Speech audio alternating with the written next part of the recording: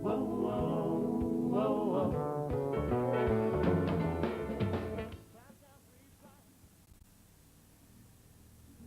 Notes outlined teen's plan to kill parents, court told.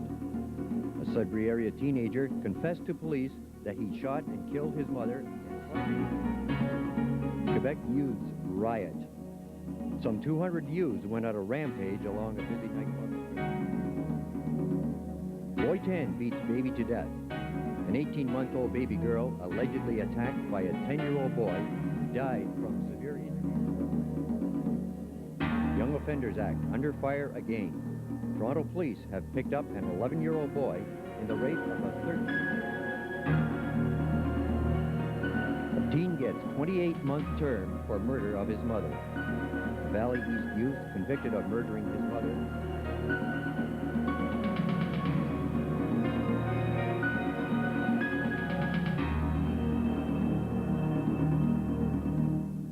Well, the headlines pretty much tell it all. For those that have watched the promos for Cable 7, then you're well aware of what's coming up the next hour. And if you're just about to do this, don't do it. For the next hour, we're going to take a look at crime and how we deal with it in the city of Sudbury, in particular when it comes to youth. And more than just an opportunity to find out how we do it. If you've got something you want to find out about, if you've got a complaint that you want to air, if you're a frustrated parent, the people who work the front lines are here tonight at Cable 7, so you'll have the opportunity to do that. We also have a live audience tonight.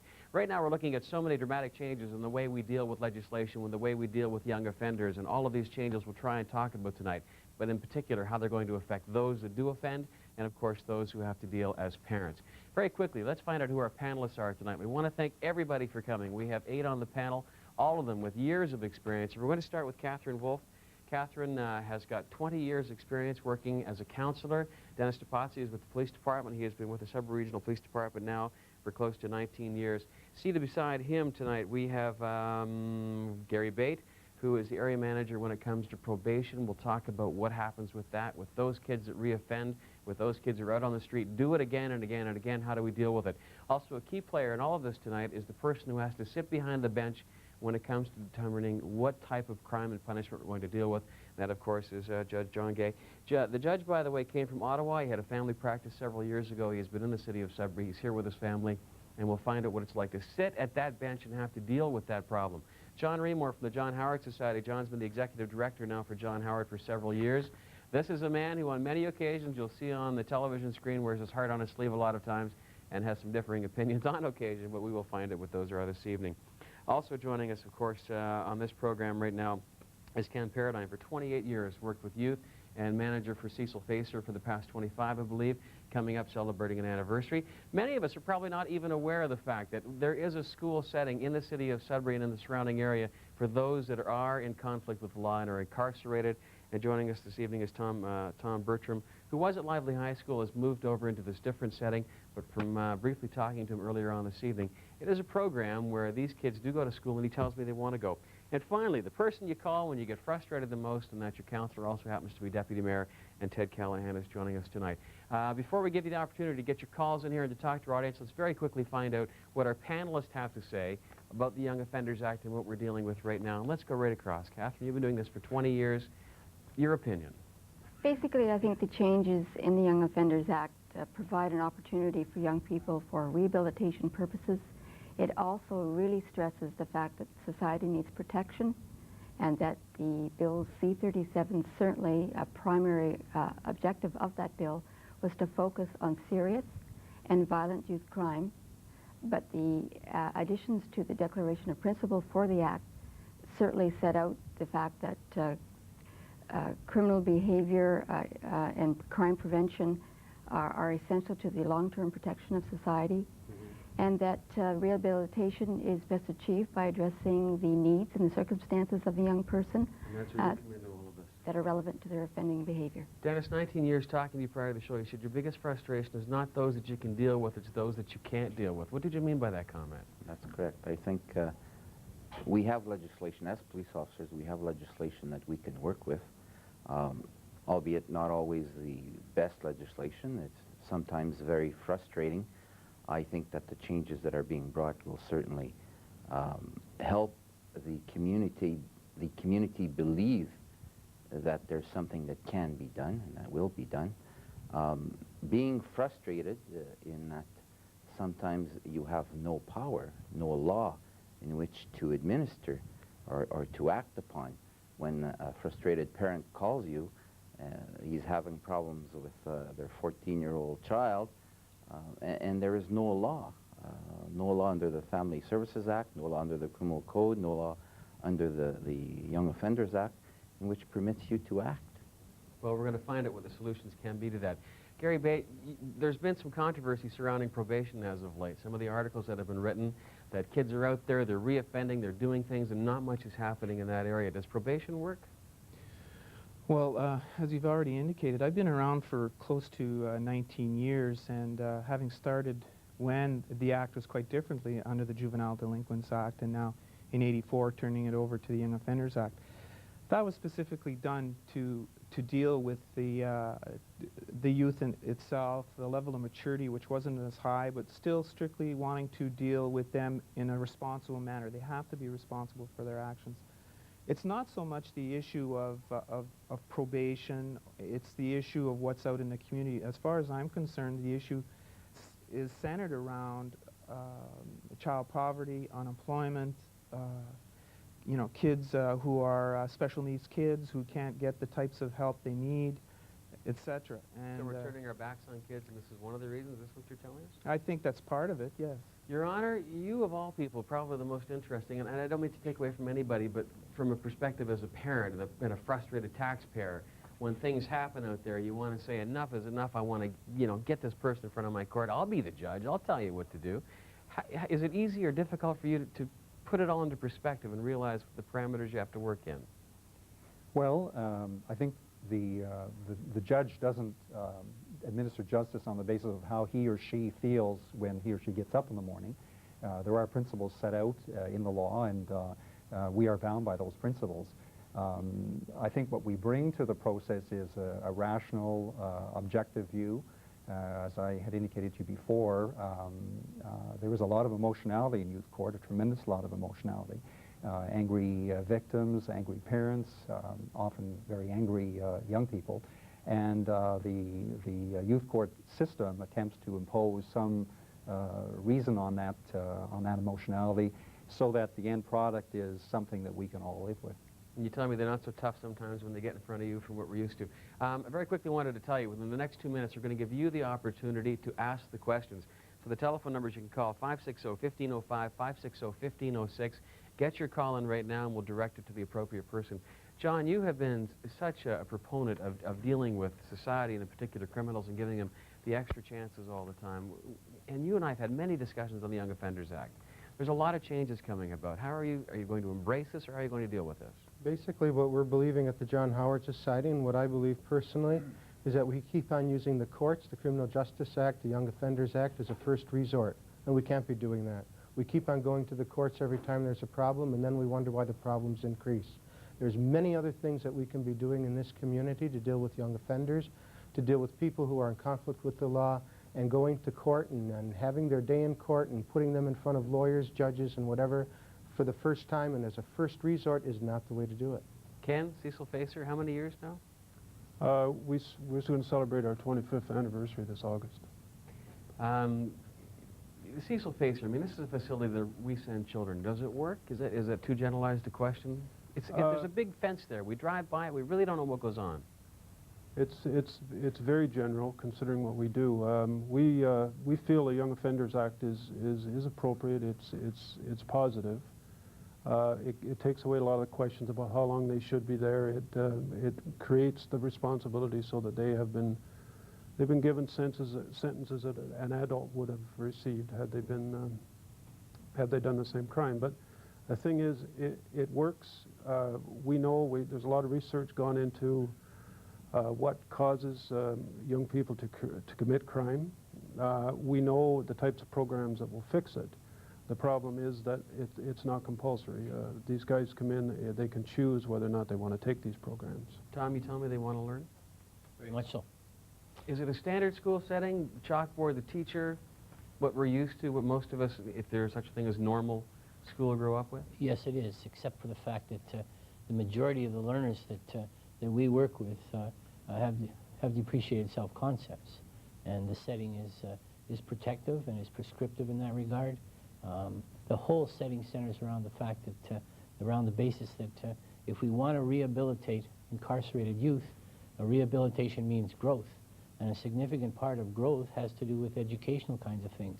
So the kids in our secondary school programs receive credits just as they do at secondary schools here in Sudbury and across the province. And the learners in our settings want to be there. They want to be in school, particularly at Cecil Facer, where the kids are, the average age of students who come in there are 17 years of age, and the average stay is up to 7 months. So some kids are there for 3 years. Ted, you take the calls. I mean, the last offense, I have a gripe, I want to go there.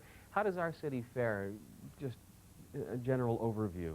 There is a perception out there we have more than our fair share of crime. Well, after the police, Don, you're right. The local politician is the person that gets the call regarding juvenile crime. And of course, the juvenile crime issue is it's the aggravating type crime. It's a petty crime. It's the joyriding. It's the break and enter. It's this sort of thing that it really affects people's lives. You know, when you talk about serious crimes, that's not what we're talking about here. We're talking about the petty, aggravating nuisance crimes that really aggravate people. And I feel that, you know, the people that I talk to, these are people that are reasonable people, but they're starting to get unreasonable because they feel that the justice system is forgetting about the victim, and the victim, of course, always feels, regardless of the amount of loss, whether it's your car that's stolen out of the driveway or a piece of valuable jewelry or something that's stolen, you know, this is important to people, and they feel that they're, as a victim, they should be treated in a more appropriate manner. And this is what I fear the most, is the fact that people are, for all the fairness and compassion that Canadians have as a society, they are getting to the point of no return on this issue of juvenile crime. And I believe that something has to be done in order to stiffen it up, in order to make people happy. Good point about the victims, and I think all of us in society at some time or another do feel that way. The next 48 minutes of this program belongs to you at home. If you have never picked up the telephone and made that call, now's the time to do it. You've got a great opportunity to talk to the people, to air your concerns, your opinions, good, bad, or indifferent. We're not looking for an argument tonight. We're just looking for some solutions. If you think you've got an answer that might help, and of course our studio audience. Jessica, are you still with us on the telephone? Yes, I am. Hi, Jessica. How are you tonight? I'm fine. How are you? Good. Who would you like to talk to? It doesn't really matter. Well, tell me which direction you want to go in, and then maybe we can put your call in the right area. I just wanted to know about something for teens, like a center or something. Something for teens in what? Like a center? Like... Something for, as in the way of a drop-in center? Yeah, like something like that. Somebody... Well, John, I think, were you making the comment that there's not enough out there? No, but there is a need for teens, teenagers, to be able to just go someplace, not just to hang out, but just to go someplace, have something to do, someplace to go. There's a place in Sudbury now, the Serious Youth Coalition. They do a lot of work in that way. They've got something going. That's what the teenagers need, and I think this caller is right. That would do a lot to prevent people just hanging around the corner and deciding to turn over some gravestones. And who knows what goes on at that corner. Go ahead. I think part of the issue is as well, and certainly I agree with John, is that not every kid that we see is involved in some athletic activity or whatnot. They simply need to have a place to go. And like a drop-in center can be that. I mean, we often associate activities in an athletic fashion and so on and so forth. And, you know, there's lots of other things that these people can be doing or want to do that aren't readily available at times. So it's a community thing, of course, and it needs to have the community be involved. All right, get to the telephone right now. We're going to take your call in a moment. Here's a big issue for moms and dads sitting at home watching tonight. If you've had conflicts with your teenagers, who hasn't at this point, but you're frustrated, changes in the law could dictate that you are going to be responsible for when, where, and what your children do, and that can be financially responsible and also legally responsible. I'm going to open that up to anybody. Does anybody have an opinion on that? How do you feel about it? Maybe, Your Honor, let's start with you rather than opening it up. Well, what happens when mom and dad come before you? What happens? The Act provides for restitution, it provides for compensation, it provides for community service, and it provides for personal service. So we have that range of option when we're dealing with a young person who has committed some kind of property damage or indeed who has committed an offense. And it's used quite often. So that... but what about for the mom and dad say, hey, you've probably all spoken to these people, I know you have, Dennis, I've done everything I can. This kid is driving me crazy. I don't know what to do. Where do I turn? Why should I be responsible? Dennis, what do you tell these parents? And I know they call you. Oh, they do. They do. They call us all the time. And we try and comfort, I guess is the word, comfort them as best we can. But to answer the question, should they be liable or held responsible, I think you can't take that fact out of context. As Your Honor has said, they make the decision. The award is not automatic. These things aren't done off the cuff. Someone, presumably the judge, will be making these awards, will be making these decisions as to which parent will have to compensate. So I don't think that's a panic situation. We seem to be hearing from Jessica's tonight. We'll also get to our studio audience in a moment. Jessica, you have a question for us? No, it wasn't really a question. It was more of just a comment. I guess that Jessica before me had mentioned about a youth center or something, a drop-in center for teenagers. But I think it's not that we need something like that. I think it's more we need just just general activities for teenagers to feel that they actually have something to do on a Friday night or a Saturday night. And I don't feel that we actually have something in Sudbury for teenagers to do. And go ahead, I'm sorry. And another thing as well, I think, is the attitude of Sudburyans towards teenagers. I know that when I was a teenager, going downtown, you would get the looks of, it was just, they wouldn't give you the respect that you felt you deserved as a teenager. People don't take you seriously, and I don't know if anyone on the panel can address that. Tom, you've worked with students. You've seen them coming into school. You've gone through the peer groups. Is there an attitude towards these kids? I think that in order to stroke what Jennifer is suggesting and to see it grow, we have to bring youth on board when we listen to their ideas. They have to be a part of the development. They have to show ownership. I've seen in Lively, for example, young kids get together and create a youth center that really is working, but the youth are doing it. And too often, I think adults impose what they think you should be doing on a Friday night. But where does mom and dad draw the line? That's a big question. For a lot of parents, it's a very difficult line to draw. Bert, you've got a question for us. Bert? Well, Bert was there. I'm going to grab my microphone because I just scoot across here for you. We've got some people on the panel. Let's start with you, okay? You tell me you were doing this for 7 years. You were a youth counselor, and you had a question you wanted to ask. Yes, like my... Who are you first, by the way? Okay, my name is Claire Redman. I'm with Sudbury Family Services. And my concern is, like, in working with these youth in the last couple of years, I've noticed that this year we've heard a lot about making the laws tougher and all that. And my concern is that I see that in many ways we have the good laws. The problem is with the implementation, where we don't have the resource, we're cutting back on programs, we're not getting the youth involved enough.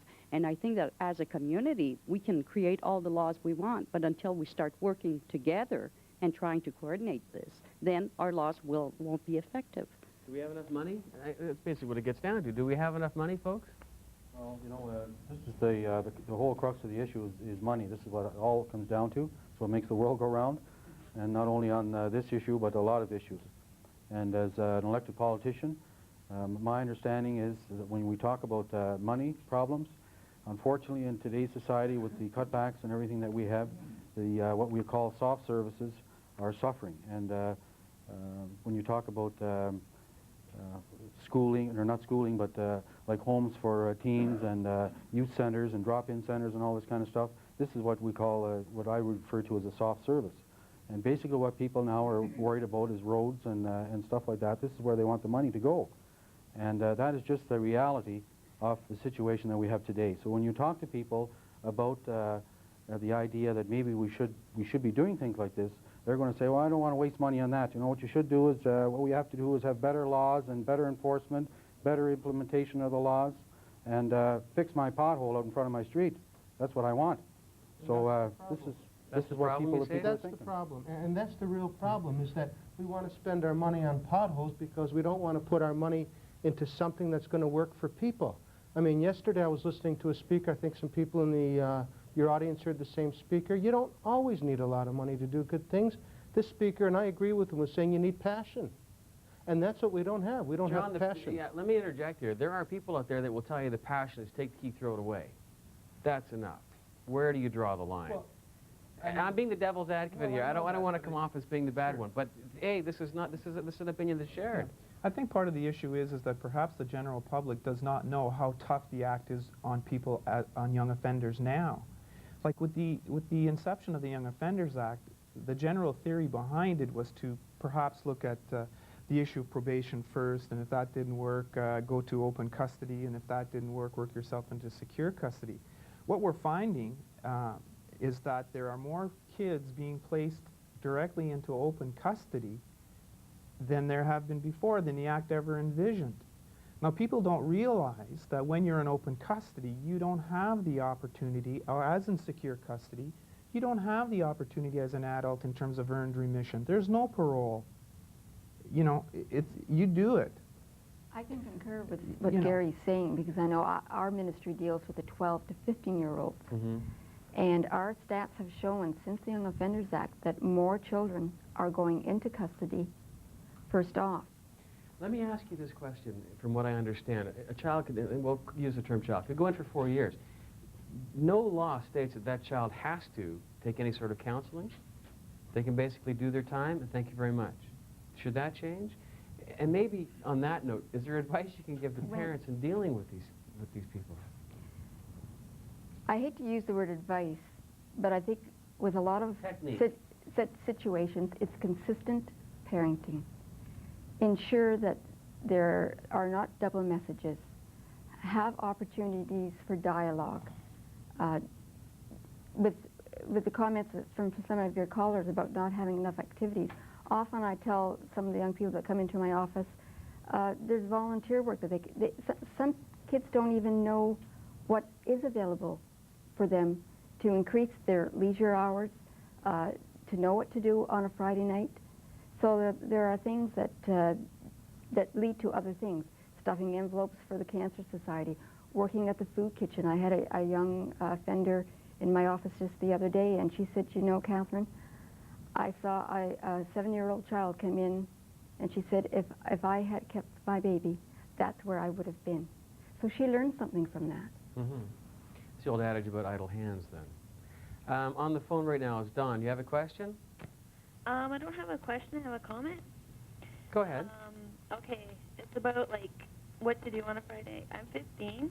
Mm-hmm. I live in Chelmsford, and there is nothing to do. And the closest thing that there is to do is in Dowling. There's no transportation to get there. And it's just, like, I find that a lot of adults are telling us what we need and what we want, but I think that they should ask the kids. Don, can I ask you a personal question? Do you mind? No. How do you get along with your parents? Oh, great. Great. Well, what's your key to success? Is there a mutual respect between you and your parents that a lot of parents, I think, have a difficult time finding that common ground? Yeah, I think there's a mutual respect. Well, of course. Like, I don't know. They respect me, they trust me in what I'm doing, but there's no problem there at all. Well, I think a lot would consider yourself to be lucky. Thanks very much for your call. Okay. John, you talked about that, and here we go, the same old thing. Not enough stuff to do. Who should be putting the money into the programs? And you said you don't need money, but who has to be doing all this? People. People. I mean, I think we have to stop saying we need this money to do something. People have got to get together and just say, we as a community, we as a group of concerned citizens, not just the people up here on this stage, but people from the community to say, look, there's a need here, let's do something about it. It doesn't take a lot of cash for 1 or 2 adults and a group of teenagers to say, we're going to go do something for the local senior citizens group home or whatever it might be, and let's just go do it. Let's just do it. Too many people are saying it's somebody else's job. Mm-hmm. And that's, I think, the real big problem. Rudy, who would you like to talk to? I'd like to address this to the panel. What do they think about publicizing the names and addresses of the young offenders? This is a good question. Because, go ahead. Some form. This is something that's coming up right now, whether we publish, and being from the media, I can tell you it's not going to make a big difference in the event the law changes and we can't publish names. You're not going to hear them all. Your Honor, let's start with you. This is something that we look at the courts so often. Courts are closed. We don't know what goes on behind that door. There's a ban of evidence, and in particular when it comes to those that are in conflict as youth, we never know who they are. Is this a good thing or a bad thing from your perspective, and do you want to see it change? Well, I think it has to remember that youth court is an open court, so anyone in this studio tonight could come into youth court on any day and hear any case. If people can't be bothered to do that, or if, and I'll say victims very often, can't be bothered to come in and deal with the problem because it brings back unpleasant experiences and what have you, then anonymity is the order of the day. So is there not a right for somebody to know that their neighbor's kid is the one that's doing everything? And to what effect would that be? Well, just to know that the problem exists 5 doors down, and I should be that much more careful. So why you're going to scapegoat this kid or stigmatize this kid and prevent any reintegration? Is he going to become the neighborhood pariah? But that's what they're talking about right now, changing. So can I assume from what you're saying that this is probably not a good thing? I don't see what you're going to get from it. I think there are certain institutions that have to know and should know what is happening, and often they do indirectly. For example, when a probation report is prepared, the probation officer will attend it to school. So the school is obviously privy to what is happening and should be aware if they have a problem student on their hands. But in terms of the community or the neighborhood at large, knowing that someone has done a particular thing, the only outcome, I think, to that, if it's going to have any outcome at all, is going to be that that individual is going to be excluded rather than be brought in. And on further to that, Don, further to what John was saying, I think we seem to think that institutions, whether it's the court or the school or what have you, can take care of our kids, can be responsible for our kids. But I think we've got to get away from this mentality that you can fix somebody by throwing money at it. And I don't think I'm saying anything new when I say that, you know, currently the thinking in Ontario is we don't have any more money. So what can we do? Well, one of the things we can do is we can individually take responsibility for the kids that live around us. That's for our own kids first, and then for kids that live around us. And there are plenty of these kids that are having all kinds of problems. There's nothing to prevent families and parents from reaching out to young people like that. It would be nice to see, but I think most of us don't even know who our neighbors are anymore. Before we change the subject here, anybody with a differing opinion on knowing the names of young offenders, or is our panel pretty much agreement on this? Ted? No, I feel it's very draconian, other than for serious crimes, and I think there should be we should be able to itemize something from serious up, like if it's murder or armed robbery or something like that. Then you know, what the kid is doing something like this, and I think the public has a right to know.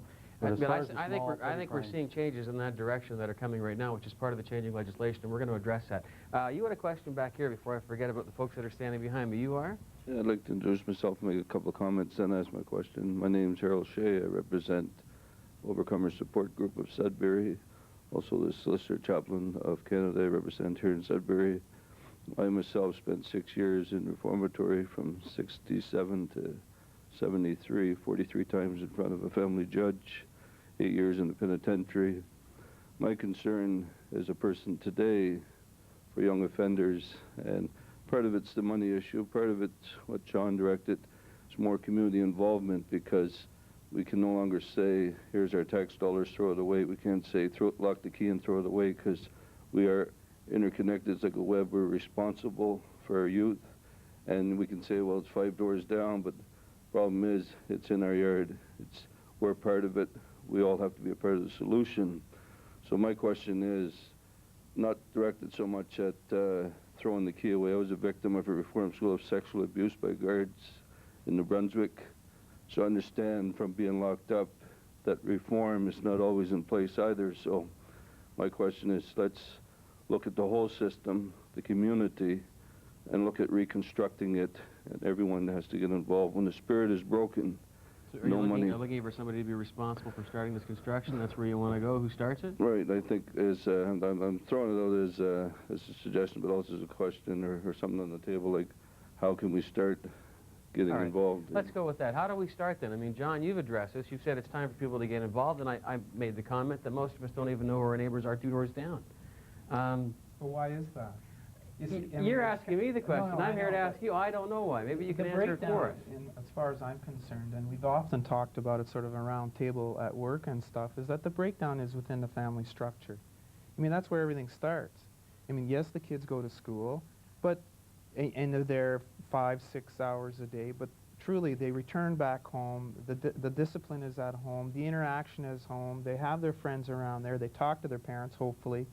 You know, I mean, the family unit has to get back together again and start working as a group. And as you've said, there's no reason why they cannot involve the neighborhood. They cannot involve the kids. I myself enjoy getting out there and doing whatever I can with whatever kids are around. Let's go to the school. I mean, it's just you've got to learn to open yourself up to that sort of stuff. Jim, you're on the line. We're going to get to you in just a moment. But here's the fear of that. There are a lot of parents that would love to go to their neighbor's kid and say, hey, why don't you come down to the park? But there is an inbuilt fear right now that you don't ever want to go near those kids. You know, without at least 100 people watching and the supervision, because this is the way society is in this day and age. Have we gone too far in that respect? Well, I'll tell you, I live on a street that there's a public school at the end, and there's a lot of kids walk past my house, and my neighbor and myself both observed the behavior, and these are like 12, 13-year-old kids, and it's unbelievable. I've worked at an institution for 28 years, and I wouldn't accept the language that I hear coming from these guys. And you hear that coming down the street, and one of my neighbors actually got involved with one of these kids, and it's pretty serious stuff. You can't. You can't grab a hold of somebody and tell them that they can't do that. There's laws against that. Please. This is kind of dear to my heart, I suppose, but we've lost the things that are happening around us. It's happening so fast. The kids are involved in so many things. The media it can be sending out the wrong message, I believe. I agree with Ken. The kids that you see, the language that you get, the direction you're trying to give them, and the fact that they ignore you, thinking that you're, you know, who are you to try and tell me this? Well, excuse me, but I'm just trying to help you out here. All right, don't just take it the wrong way. But your choice is you choose not to do that, then that's fine. You know, but I think it's almost like we've grown up in a society, or the society has grown up in a sense that it's become very, and I don't want to just paint everybody the same thing, please don't get me wrong, but there's a belligerence, there's a rudeness, there's an impoliteness, there's everything. The ability to just simply deal with the common person, to have a conversation, to work with things, to work with people, it's really We've gone. all watched the dramatic changes. Jim, you've got a question? Hello, Jim? Yes. Go ahead. Yeah. I'm a young offender counselor myself in open custody. Jim, I got to interrupt you here. Just can I get you to speak up a little louder for those that are in the back? Can you give us just a little more volume here so our panel can hear? Is that better? Is that better? Well, I think we've got you. Go ahead, Jim. Yeah. I'm a young offender counselor myself, and what I'm concerned about is that we're not putting the money in prevention and alternative measures.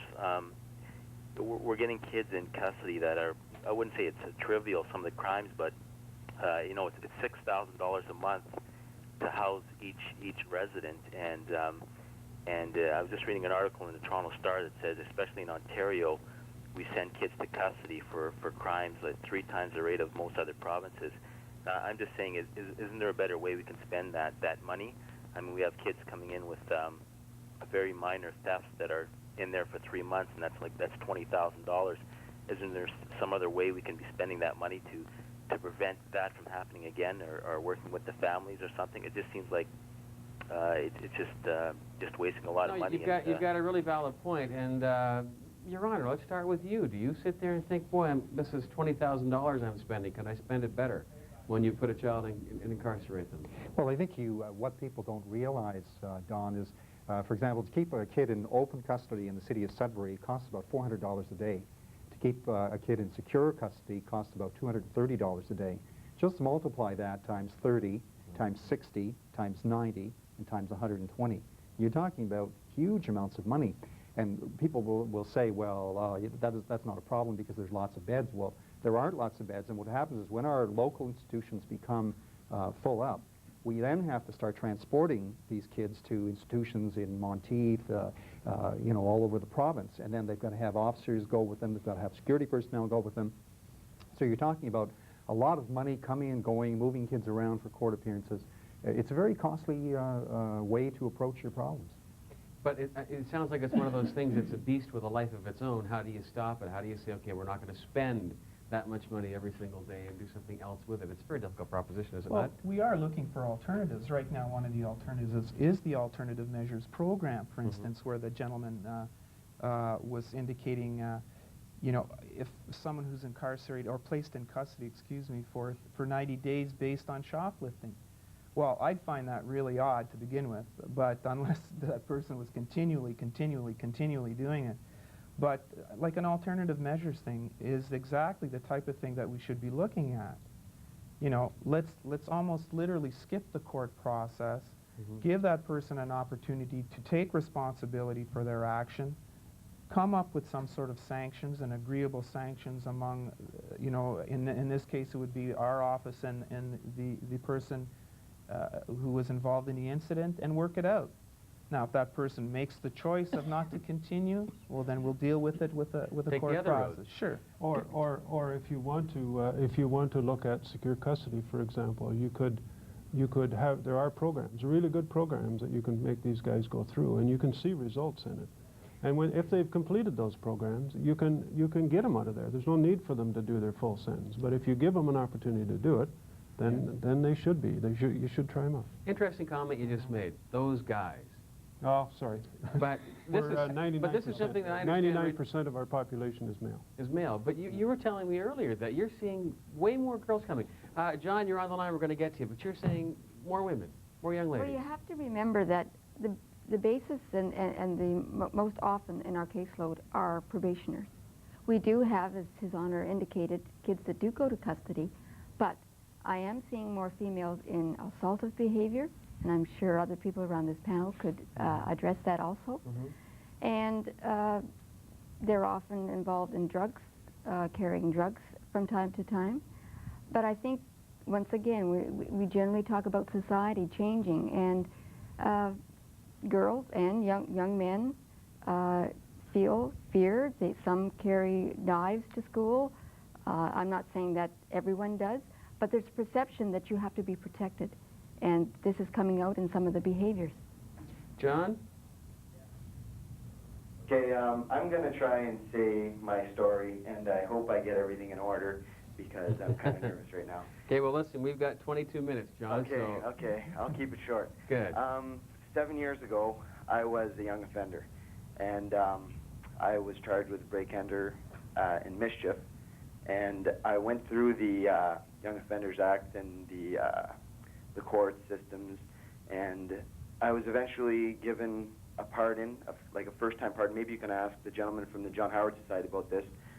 First-time offender, and I pleaded guilty to it, and I went through like a probation for a year, and I did some community service for the people that that were the victims of what I and my friends had done.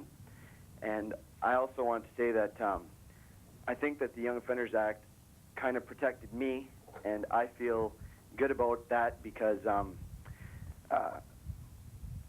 even to this day, I have family and friends that that don't know about what I did and what was in my past. Do you look back yourself, John, and thankfully you've got through this, and now you're obviously on the road to doing quite well. Yes, I am actually a second-year Laurentian University student. I was an honors student through high school. I've never been in trouble with the law ever since. I am glad for the Young Offenders Act, the way it was handling my case, and for one, I'd like to stand up and say that protect the young offenders, like their names and their privacy, because had it not been for that, I might have been labeled and throughout my high school years or whatever, and not every young offender is a bad kid. Some of them just make stupid mistakes, and at the time, I didn't realize what I was doing. Thanks for your call, John. Let's talk about success of what we have now in the program, and we'll open this up to anybody. Who wants to jump in on this one? Are we doing well? Are there more Johns out there, or are there more repeat offenders? I think there's more Johns out there. John Howard Society, 12 to 15-year-olds, we see about almost 400 young offenders a year on average. We have less than 10% of those youth coming back 2, 3, 4, 5 years later as adult offenders or higher young offenders. We're talking 90% success rate with things that we have now. I think that's awfully good, and I think people have to hear that. But John, if the success rate is there now, why are we looking, or why is the Tory government looking at legislative changes right now that are going to make it all different? Because they're pandering to the fear of people. People are afraid of youth because they have different color hair, because they talk different, because they wear jewelry, because they don't wear hats. I mean, some of the basketball stars come into a basketball game with 4 colors on their head. Those are idols, those are heroes. Unique, though, at that and point we call them unique. And I think that's what the basic problem is that we forget that it's not hair color, it's not how people talk, it's not what kind of jewelry they wear that makes the person. And I think if we start talking about, let's stop being afraid, and let's just start looking people in the eye and treating them as people. Dennis, police officers on the street, more likely to stop the yellow hair, the black jacket, the army boots? Is there that perception? I don't think so. And I think that we have to differentiate between the chronic offender, the serious offender, and the people that we see once or twice. We're involved all the time with John, with our VORP program, which is a victim offender reconciliation program. Those are pre-charge programs, or when we don't charge at all. And those things exist. But I think what the government is trying to address are the serious ones. The 11-year-olds that rape, the 16-year-olds that kill. I think that's what the government, and I think that the government is playing or responding to the requests or the need in society to deal with those people. But I don't think that what the changes that are coming are for the run-of-the-mill ordinary kid that runs afoul. I don't think so. Going through the Dupuis case in Sudbury, I mean, I think all of us at some point sat at home thinking this is all wrong, what's happening right now, and anybody that's done this obviously should be tried as an adult and dealt with as an adult, because it is a serious crime. John, is there a level to the success rate, and are you in agreement with this, that we should be looking at 10-year-olds and saying, you're responsible, and taking 15-year-olds who do these heinous crimes and saying, you're an adult, that's it? 2 questions that you asked, Don. Yep. To a 10-year-old, yes, you are responsible. Tried in court? No. There are better ways of dealing with that youth, that 10-year-old. 15-year-old, you are responsible, you go to adult court. We've already got that mechanism in place. The problem is, it's not used. But it's going to become automatic, is it not? Your Honor, this is what the changes are? Reverse onus now since December of 1995, December 1, 1995, for the major offenses, murder, attempted murder, manslaughter, and aggravated sexual assault. There's a reverse onus, so the youth now has to show that he should not be transferred to adult court, otherwise he will be proceeded against, or she will be proceeded with in adult court. Incidentally, Don, there hasn't been any such matter to come before our court, the youth court in Sudbury, since that time. So in the 7 years that I have been sitting in youth court, we've had, I've dealt with 1 manslaughter. I was involved in the Dupuis matter, which eventually went to adult court, and the fellow who killed his mother was mentioned in the clip at the beginning. He served, I think, close to 3 years, and those were the main, I think the 3 main or 4 main cases that we've had in 7 years. So you don't get much of that kind of stuff. I want to let John finish here. John, I interrupted you because you wanted to talk about being a 15-year-old. I was just going to say, based on what Judge Gay is saying, in the last 20 years, the murder rate for young offenders has dropped 55%. Dropped 55% since 1975. The problem with the law, the way it's being phrased, is it's going to catch everybody. It's like throwing the baby out with the bathwater. And that's the problem with the law, and that's the problem we have at the John Howard Society. They're trying to blanket it and include everybody, or include just a few, but it includes everybody, and that's where you have problems, because then the one-time, first-time offender, Gary was saying, the shoplifter, the youth that will change, they're going to be caught in all of this, and that's a real criminal act. Brenda, stay on the phone with us for just a moment. You had a question? Yeah. You are? Nick Duncan, and I'm the president of the Serious Youth Coalition. And I had a question for the gentleman from Cecil Facer. Earlier you had said that you've done a lot of research and you know what causes crime, and the programs are not compulsory for them to take. What I want to know is, do you provide parents and youth with this information, like you say, you know what causes crime? Do you provide them with that kind of information, parents? No, I didn't say that we had done the research. I said there has been a lot of research done. And do we supply that to parents? I don't think so at the present time, unless they come into conflict with the law. It's part of a risk assessment that's done to determine the areas that young offenders or youth will to have a certain amount of categories that will indicate if there's too many occurrences in there that there's going to be a problem. Okay. A lot of parents will attend in counseling sessions. I'm sure one of our audience, Claire, can indicate that also, that most counselors will deal with a whole family because you don't live unto yourself, and the parents can then relate to why the child is acting out, and they can solve the problems much easier than just the child going. Hi, Brenda, you've got a question? Well, it's not really a question, it's a comment, really. I live in a very high populated, lower income level area, and because of the high density of the population, I believe that the people here, the children here, they do end up making one or two mistakes. Not big mistakes, but they do end up in the court system. And I also know of children that have been in court 6, 7, 8, 9 times. And I believe that after the judicial system and the police system sees these children once or twice, maybe they should send counselors out to speak to the parents and get the parents more involved and the counselors to see if the family unit is dysfunctional. And the parents have to get more involved with it. Really good point, Brenda. Very good point. I couldn't agree more. If only one piece of legislation would give us the power to do that.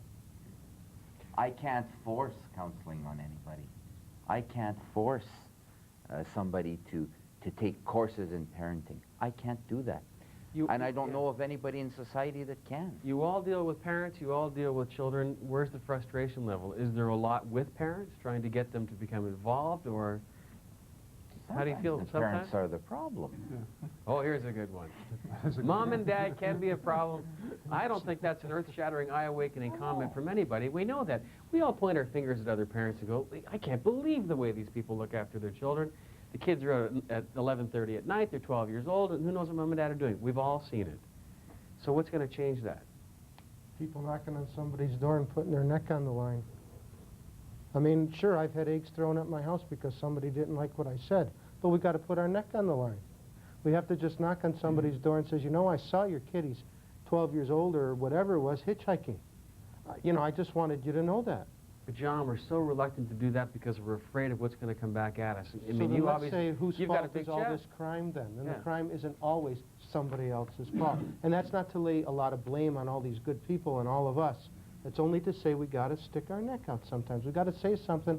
We see a group of teenagers coming down the street on a hot summer day. We got to say hi. We got to say, you guys want a 7-Up or something?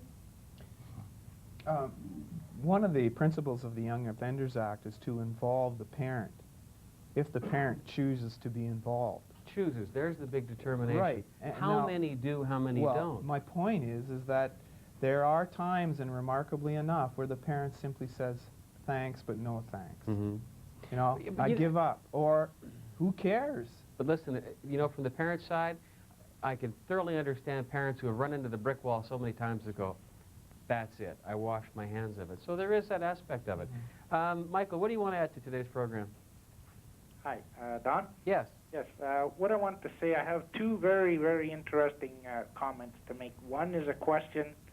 I realize there's not enough money for the police to be bothering with every individual problem that they run into. I had a problem, and I found that the police didn't really have the time to put into it.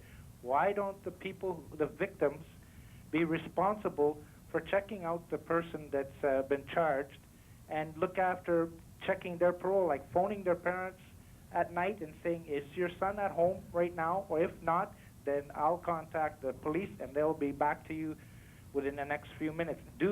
Have the victim work with the person who committed the crime or with their parents. Possible idea, Michael, but has it ever occurred to you that probably a lot of victims don't want to do anything whatsoever with this person? They're just a bad memory. What was the next part that you wanted to talk about? Number two is I think that I think it's time they they've taken these young offenders and taken them by the horns and dealt with them a little more seriously, and try to get them to realize that they can't walk around doing, like, they have bad attitudes. And I've caught them around the house here quite a few times, and they're mouthy. And I say, what are you doing out here? The parents aren't keeping them at home. There should be a curfew, is what I wanted to say. There should be a curfew there's two good for points, Mike. 15-year-olds and one for 18-year-olds. Michael, thank you for your comment. Let's talk about victims. The forgotten in a lot of these cases. Anybody want to comment on victims? Well, I think, Don, I think the victim that's the person that I talk to. As a locally elected representative, these are the people that call me. They're the victims. You know, we can sit here and talk about all these programs that exist, but I'll tell you that a lot of people are not aware of it, or they just can't get through to find out just exactly what's available.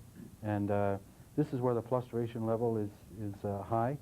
And you know, what they hear from the police is that, as the lady previously said, you know, you go around, you pick up the usual suspects. You know, you've got a core group of juveniles that are causing all the trouble. And I just don't think, and my constituents don't think, that the present law is handling that situation properly. It's clear and simple, and plain and simple as that. And you know, we can talk here about all the programs we have and all the rest of it. If the people at the grassroots level, the guys that pay the taxes, pay the freight, don't think it works, then it don't work. It's as simple as that. And when people pay taxes and all the rest of it, they expect some answers. Sure they do. This issue. Catherine, are they remorseful? I don't want to make a general statement. It depends on the individual. I mean, there's a difference, Don, between yourself and myself, how we react to things. To make a general statement to say young offenders don't have any sympathy for the victim, I think is rather harsh, because as His Honor mentioned in predisposition reports, we do contact the victim. They do have a right to go to court, but as you said earlier, most victims don't choose to go to court, but they do have the availability to do so. We try the community service orders, the Victim Offender Reconciliation Program. Certainly brings... That program, for those that are following this, where the victim and the perpetrator of the crime are put together and... Come fix the window. Yeah. That's just an example. Yeah. But for some young people, seeing is believing. I think one of your callers indicated earlier that I didn't realize what I was doing. Maybe he didn't have the guidance. It takes a lot of time for parents to do those things, and quite often parents are tired. They work, both of them work. When they get home, they don't know, they don't know how to deal with things. But I think as parents, as we raise our children, we certainly deserve to give them love, stimulation, security, but we also have to allow our children to learn how to get along with other people, learn respect, and most definitely recognize authority. Your Honor, it's up to you, and we trust you to exact our pound of flesh, as they say. As a victim, if I come to your court, I can be heard? Yes, certainly. How much does that weigh in your determination? Just take us through a scenario. And for those that have never seen it, do these people who have done this, do they feel bad about it when the victim stands there? Well, one of the most interesting cases on that was the Blizzard Valley Cemetery case, how I referred to it. And you recall the uproar in the community where 60 or 70 headstones were turned over. The community came out to that proceeding in large numbers, and the police did a lot of very effective work in gathering victim impact statements. The individuals came to the court. They were allowed to speak. The process took quite a bit of time. It may have taken about 2 hours to run through and give everyone their chance. The lawyers spoke. The young people, of course, are always given a chance to speak. I was going to make one comment on, I think the system, my experience with the criminal law system is that it has tended to shut out victims. And the reason for that is victims are messy in a professional sense. You get a lot of emoting, you get a lot of anger, and lawyers who are trained to be rational, that is the art of the law, is imposing a reason over emotion, as I indicated earlier, find it difficult to deal with this kind of uncontrollable animal called emotion. And so I think oftener than not, victims are not encouraged to come. But when they do come to court, certainly in the court that I sit in, but I think in other courts, an inquiry is made of the Crown, is the victim present, Does the victim have anything to say? This takes place before the sentencing occurs. And sometimes the young person will be asked to apologize, or asked if he has or she has apologized. If they have not, often they will do it right in the courtroom. So it's important, I think, sometimes that those who have been hurt take part in the process, and that's something that we've lost. We're very quickly running out of time, and I want to thank Mike. Mike, we're not going to get to your call, and hopefully we can do this again on Cable 7 and get some of these people back. I want to thank the audience. I want to give you a quick chance, just to, any final thoughts? We've got about 3 minutes. Ted? Well, I just want to express the idea that people are deserving of some resolution to their problems when they get, whether regardless of how petty it is or how serious it is. I believe the citizens should feel that they have a method and a way to extract some justice. And this is what people are expecting. And, you know, if people don't get this, I think they're going to get madder and madder as the system goes on, and well, we know that'll be unfortunate. We know the changes are coming. Tom? I just don't think you can mix up the word rehabilitation and politics. They don't go. They don't jive. And we know what works when it comes to rehabilitating young offenders and young people. And right now, we're into a political situation, and it's confusing the whole issue. We should have addressed this a little bit earlier. Ken? Ditto. Ditto. That's the quickest wrap we've had in history, and you're probably right. John, if you can do it in 20 seconds. I can do it in 20 seconds. The problem is we think crime is the problem. Crime is the symptom of the problem. There's a lot more real problems out there, and what we got to do is we got to deal with the problems, and then the crime will take care of itself. We'll be better off. Your Honor? Yes, and I'd like to say there are a lot of good people in our community and a lot of people in the various institutions we have that are doing a lot of good work. If I would caution the audience about anything, it would be to be very suspicious about what they read in the paper and what they hear on the media. Often that is for the purpose of selling the program or selling the print or what have you. Be very careful and come to court if you want to know what's going on. I think you'll be very impressed by by the experience and by what you see going on. That's a great piece of advice, and I'll bet you there's not many out there that have taken the time to do that. We're down to a minute, Gary. Sure, and I would concur with His Honor. I mean, if people need to know, want to know what's up with the system, want to know how it works or runs, come and talk to us. Mm-hmm. Dennis? Don't panic. I want to throw a few statistics I'm sure that's going to go a long way. Last year, 94, we had 1,700 contacts with young people. Last year, 1,653. We're not on the increase. We're very stable. Catherine? Have faith in our young people. They are our future.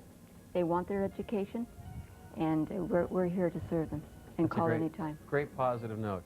I want to thank the John Howard Society for taking the time to put this together, but in particular, thank you to you for taking the time to either get your phone call in here or at least attempt to call to our studio audience. And hopefully Cable 7 can do this again in the future. The best piece of advice out of all of this is keep an open mind. Take a look at what's happening on our streets, but by all means, the city courthouse is downtown. It's easy to get in there. Open the door and find out what's going on for yourself. I'm Don Mark. Thanks for joining us. Good night. Thank you.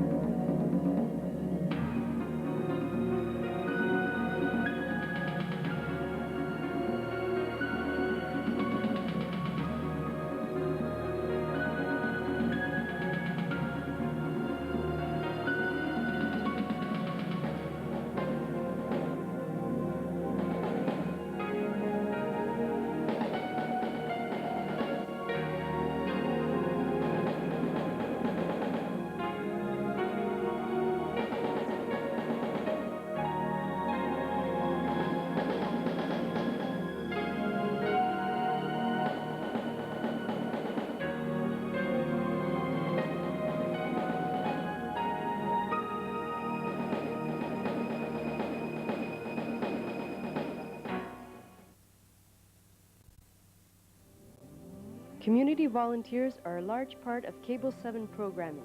The program you have been watching was produced with the help of these volunteers.